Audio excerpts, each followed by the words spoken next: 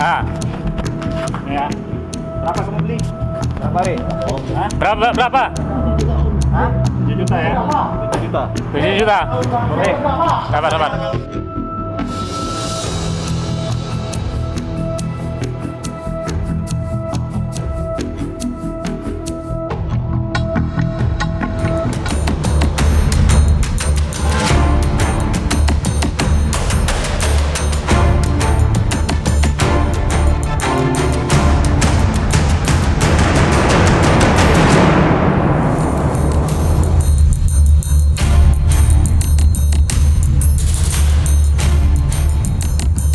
Halo guys, buat bikin kamu waspada sama kejahatan yang ada di sekeliling kamu. Yuk pantengin Buser. Bareng saya Joy Astro siap ngasih kamu informasi kriminal paling kekinian di tanah air. Ya udah, biar sat-sat kami hadirkan Buser buat kamu semua.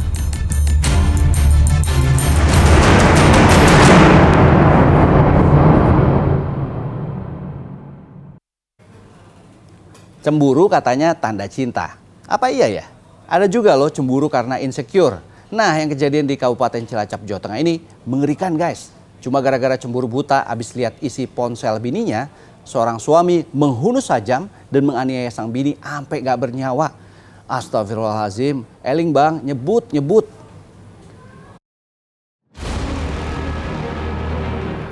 Duka menyelimuti kediaman Mas Mudah, warga desa Bulaksari, Kabupaten Cilacap, Jawa Tengah, usai jenazah anaknya Siti Hapsa, 21 tahun, dibawa pulang dari rumah sakit. Siti Hapsa tewas setelah dianiaya suaminya saat mengikuti pelatihan kerja dalam proses hendak bekerja ke luar negeri. Ibu korban tak kuasa menahan duka saat melihat sang anak pulang dalam kondisi tak bernyawa. Awalnya, suami korban, Akin Prasetya, mendatangi korban di tempat pelatihan kerja di kota Cilacap. Keduanya kemudian cekcok hingga korban dianiaya.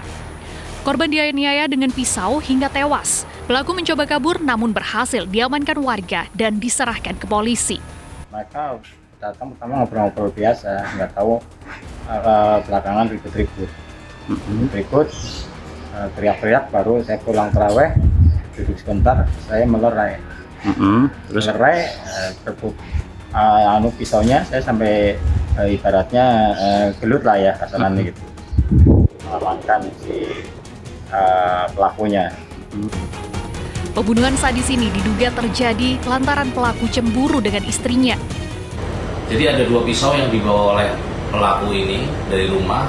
Kemudian pada saat cekcok, 1 pisau digunakan untuk menusuk korban di bagian depan, kemudian 1 pisau lagi digunakan untuk menusuk bagian belakang punggung korban. Jadi akibat tusukan ini ada 8 luka tusuk yang diderita korban, yang mana setelah kejadian pelaku itu lari dan kemudian korban ditolong oleh saksi di sekitar TKP, dibawa ke rumah sakit. Dan pada saat dibawa ke rumah sakit, nyawanya tidak tertolong. Motif terjadinya peristiwa pidana ini karena pelaku ini merasa cemburu karena mencurigai kalau korban ini berselingkuh dengan pria lain. Pelaku dijerat pasal berlapis tentang kekerasan dalam rumah tangga dengan ancaman hukuman 20 tahun penjara hingga hukuman mati. Mardianto melaporkan dari Cilacap, Jawa Tengah. Nih ya, Lolo Pade yang pengen ringanin beban ortulo dan kerja sampingan buat bayar keperluan biaya kuliah. Gua salutin banget, top dah. Tapi jangan ampe keblinger dan malah nantang hukum ya bro. No, di Metro Lampung alasannya bantu biaya kuliah 2 mahasiswa, salah satunya dari Fakultas Hukum. Pilih jalan yang salah, ngasongin sabu. Kuliah Fakultas Hukum sob, lalu ngelanggar hukum, kumaha sih? Ya. Berapa kamu beli? berapa, Ri? Berapa? 7 juta ya? 7 juta. 7 juta. Ri, Sabar. Disergap polisi, konsekuensi itu yang kudu diambil FA, seorang mahasiswa junior di perguruan tinggi di Metro Lampung yang kolab bareng Berham, seniornya di kampus, seorang mahasiswa Fakultas Hukum semester 8 karena dagangin sabu. 2 bandar berstatus mahasiswa ini dicokok polisi di pelataran parkir minimarket di Kelurahan Mulyojati, Metro Barat, Metro Lampung saat akan bertransaksi. Jualan sabu lewat medsos ini jadi bumerang buat mereka karena berhasil dibaui sama polisi. Jualnya caranya gimana? IG bang. IG, ya, mapping. Ya. Terus dari keuntungan kamu beli sabu seharga 7 juta ya, kamu bisa untung berapa? Karena itu ada orang saya bisa 1 juta. 1 juta. Pun B menjual narkoba menggunakan akun Instagram yang lumayan banyak pengikutnya, sekitar hampir 1.000 pengikutnya. Dan B adalah PO lama kami yang selama ini kami cari, lumayan licin B, tapi alhamdulillah tertangkap membawa 10, sekian gram sabu-sabu. Pelaku nekat dagang sabu karena untungnya yang cukup gede. Doi dah dagangin ubas alias sabu ini dalam kurun setahun terakhir. Narkoba ini dapatnya dari seorang bandar besar di Bandar Lampung. Lanjut kuliah pakai biaya sendiri, nggak nyusahin ortu sih, something banget. Tapi nggak yang jualan ubas juga sih. Nih akibatnya, Berham sama FA selain bakalan nongki di penjara dalam waktu lama, juga bakal nggak bisa capai cita-citanya jadi sarjana karena di DO sama kampusnya akibat nekat jualan sabu. Asep Saifullah melaporkan dari Metro Lampung. Teh Cina itu setahu gue ya, biasanya buat diet gitu kan, or paling nggak buat lo sehat lah ya. Nah tapi kalau di dunia pernarkobaan beda guys. Kemasan teh Cina ini paling sering dikambing hitamin buat nyamarin isi di dalamnya pakai sabu or narkoba jenis lainnya. Ini baru kejadian, 13 kilo sabu yang disamarkan dalam kemasan teh Cina disita tim Sat Narkoba Polrestabes Palembang dari tangan 2 kurir narkoba. Kemasan teh Cina berbox-box ini bukan buat parcel lebaran kawan-kawan. Ini penampakan nyaru dari sabu belasan kilogram cuy. Udah kegambar ini sama polisi, soalnya nggak sekali dua kali upaya nyebarin sabu ini pakai penyamaran kemasan teh Cina. Terus temuan barang haram ini didapat Pak Polisi di mana? Rupanya sejumlah warga di Tegal Binangun, Pelaju Palembang yang resah sama peredaran narkoboy ini ngadu sama Pak Polisi. Nah, pas ditindak lanjutin dan selidiki, kegeplah Tony Darmawan dan Suyatno lagi pakai sabu di rumahnya. Sekalian dong sama polisi dibelejetin tuh isi rumah.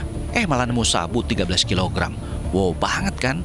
Rupanya ada upah gede, puluhan juta yang dijanjin pemasok sabunya buat nganter sabu ini. Dia nyuruh kau ngambil barang. Itu ngomong, ini barang ada barang. Kau tahu nggak itu barang kalau itu? Pertama kali nggak tahu. Nggak tahu. Ah, pas bawa ke rumah baru bongkar itu. Tahu. Kau dijanji kapan? Janji ke 25. Polisi menduga kedua tersangka ini terlibat jaringan narkoba internasional karena si sabu berasal dari Malaysia. Jadi beliau sebagai kurir dan sebagai tempat penyimpanan, ya, tempat penyimpanan barang haram ini berupa sabu. Kita akan mencoba mendalami milik daripada tersangka, kos-kosannya itu akan kita dalami. Seandainya memang itu bagian hasil kejahatan, tentunya penerapan pasalnya pun berlapis dengan tindak pidana money laundering. Pemasok sabu kedua tersangka sama pembelinya boleh harap-harap cemas nih sekarang karena lagi diendus keberadaan sama polisi. Dedi Ruansyah melaporkan dari Palembang, Sumatera Selatan. Pernah lihat petasan seton nggak? Atau lihat petasan sampai 1 juta butir?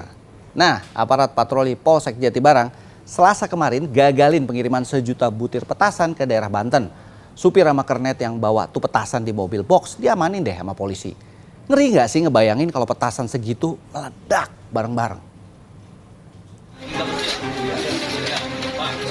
Widih, tangkapan polisi nggak main-main nih kali ini. Tuh lihat ya, petasan yang ketutup karton rapet ini jumlahnya banyak banget guys.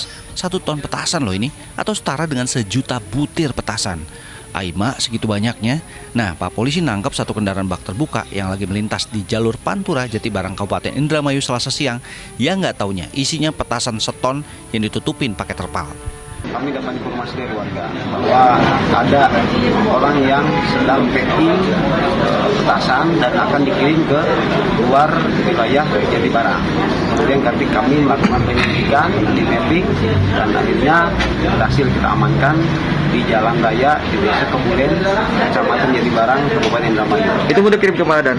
Itu rencana hasil pemeriksaan daripada para pelaku yang membawa petasan itu mau dibawa ke daerah Banten. Jenis petasan apa saja dan? Itu jenis petasannya hanya 1, korek api. Oh, petasan korek. Api. Itu buat perayaan Idul Fitri itu gimana dan? Ya, betul. Petasan dari sentra pengrajin petasan ini dibawa oleh seorang supir dan kernet yang mengaku telah beberapa kali mengirim petasan selama Ramadan. Ya akibatnya Pak supir dan kernetnya harus ngeskip dan lupain lebaran kali ini. Karena akibat perbuatannya, keduanya dijerat dengan Undang-Undang Darurat tentang bahan peledak dengan ancaman hukuman 20 tahun penjara. Maruli Habibi melaporkan dari Indramayu, Jawa Barat. Ini ada kejadian ngeri juga di Kota Padang nih guys. Warga di kawasan Gor Agus Salim nemu mayat laki-laki tanpa identitas ngambang di Sungai Banjir Kanal Barat, Padang Barat, Kota Padang. Yang bikin serem, lehernya terikat tali nilon dan ada batu pemberat di lehernya. Duh, siapa sih yang sampai S3 ini guys? Warga dikejutkan dengan sesosok mayat laki-laki yang mengambang di Kali Banjir Kanal Barat, Padang Barat, Kota Padang, Sumatera Barat. Korban tanpa identitas ini mengambang dalam kondisi telungkup, terikat tali nilon dengan batu untuk pemberat di lehernya. Petugas tim SAR mengevakuasi korban ke ambulan dan dilarikan ke Rumah Sakit Bayangkara Padang untuk diotopsi. Pihak kepolisian menemukan adanya kejanggalan dalam kematian korban. Jadi betul informasi dari masyarakat ada sosok mayat Mr. X mengapung di banjir kanal. Tadi itu korban ditemukan ada batu di lehernya, nggak? Posisi saat ditemukan seperti itu. Namun untuk kelanjutannya kita laksanakan visum dulu untuk mengetahui bagaimana kondisi mayat, apakah ada tanda kekerasan atau tidak. Dugaan sementara pria ini merupakan korban pembunuhan karena selain leher terikat nilon dan batu, beberapa badan korban ada yang patah, diduga akibat pukulan benda tumpul. Saat ini pihak kepolisian masih menunggu hasil otopsi serta mencari keluarga korban. Ulfa Musriyadi melaporkan dari Padang, Sumatera Barat. Buat adik-adik yang demen konvoy sama bagian makanan untuk buka puasa atau sahur, itu perbuatan mulia banget sih. Tapi kalau ngumpul-ngumpul ini malah jatuhnya bikin risiko tawuran, mending diganti aja cara bagiin makanannya adik-adik. Karena semalam polisi mengamankan hampir 100 anak pelajar di Jakarta yang lagi lakuin kegiatan takjil on the road. Nah, ada disita cukup banyak petasan di tangan para pelajar ini. Ini loh yang ditakutin sebenarnya.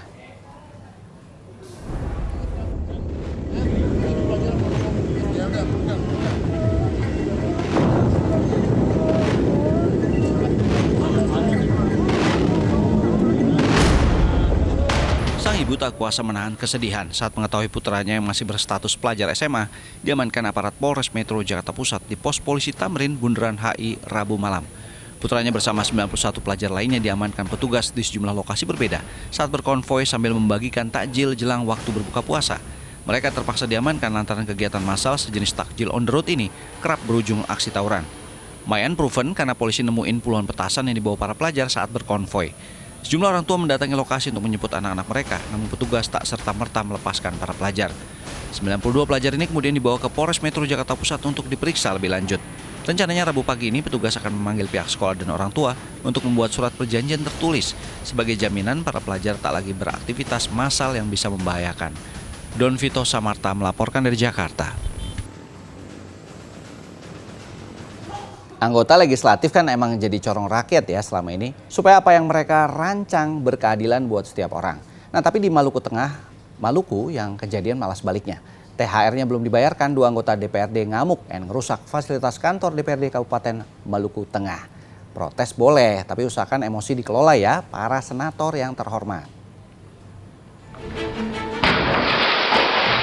Menggunakan batu, kursi dan kayu, 2 anggota DPRD Kabupaten Maluku Tengah, Provinsi Maluku, Jen Marasabesi dan Faisal Tawatanela dari fraksi Partai Hanura mengamuk dan melempari pintu kaca kantor DPRD setempat Selasa kemarin. Akibatnya, pintu utama kantor DPRD Kabupaten Maluku Tengah, Provinsi Maluku hancur. Aksi kedua anggota DPRD ini sebagai bentuk protes terhadap pimpinan serta sekretariat DPRD Kabupaten Maluku Tengah yang tak mengakomodir hak-hak mereka menjelang Hari Raya Idul Fitri 1445 Hijriah, termasuk tunjangan Hari Raya. Ternyata selain 2 anggota DPRD ini, ada 27 anggota DPRD lainnya yang beragama Islam dari jumlah total 40 anggota DPRD Maluku Tengah, Provinsi Maluku yang juga mengalami nasib yang sama. Lagi-lagi ada anggota fraksi saya yang berkoordinasi dengan salah satu unsur pimpinan anggota DPRD terkait dengan persoalan hak anggota DPRD menyampaikan bahwa tidak ada uang di daerah ini. Ini apa sebenarnya? Perlu saya pertegaskan bahwa kita punya hak yang sama. Di kantor ini punya hak yang sama sebagai anggota DPRD. Anggota DPRD ini berharap hak-hak mereka segera dituntaskan.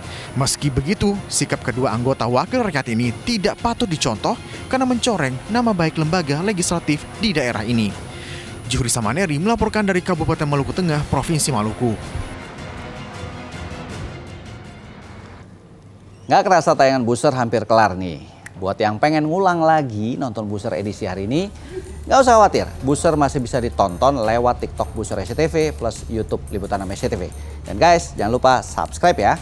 Terakhir pesan saya, waspada ya teman-teman. Karena kejahatan selalu aja nemu celahnya. Joy Astro pamit. Ciao.